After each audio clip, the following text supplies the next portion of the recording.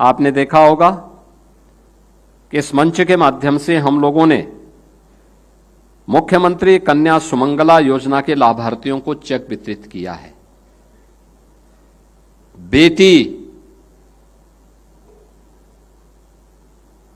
किसी पे निर्भर नहीं रहेगी, बल्कि जन्म लेने से लेकर के स्नातक तक की पढ़ाई के लिए 25,000 रुपए का एक पैकेज सरकार उसको देगी।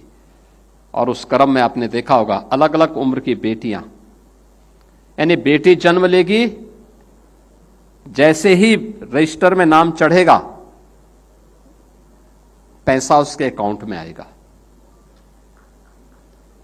बेटी 1 वर्ष की होगी, सभी प्रकार के टीकों से आच्छादन करना, पैसा उसके अकाउंट में आ जाएगा। बेटी पहली क्लास में प्रवेश लेगी, रजिस्ट्रेशन के साथ ही उसे पैसा उसके अकाउंट में आएगा। बेटी 5वीं पास करेगी, फिर पैसा उस एडमिशन लेने के साथ ही पैसा उसके अकाउंट में आएगा।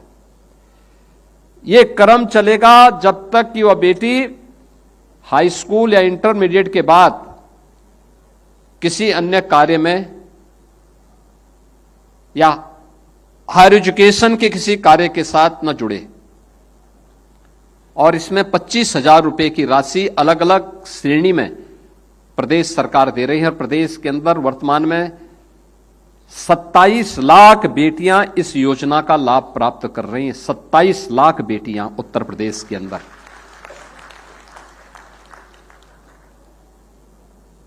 बेटी शादी योग्य हो जाए तो फिर उसको अभिभावक को चिंता नहीं करनी है कि पैसा कहां से आएगा।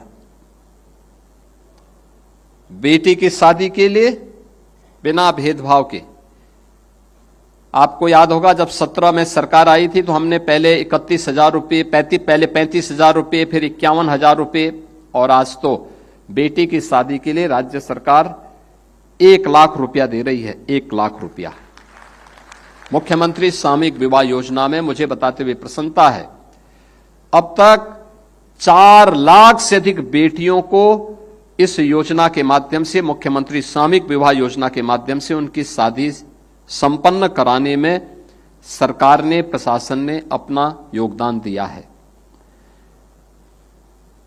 और बेटी के लिए अभी तो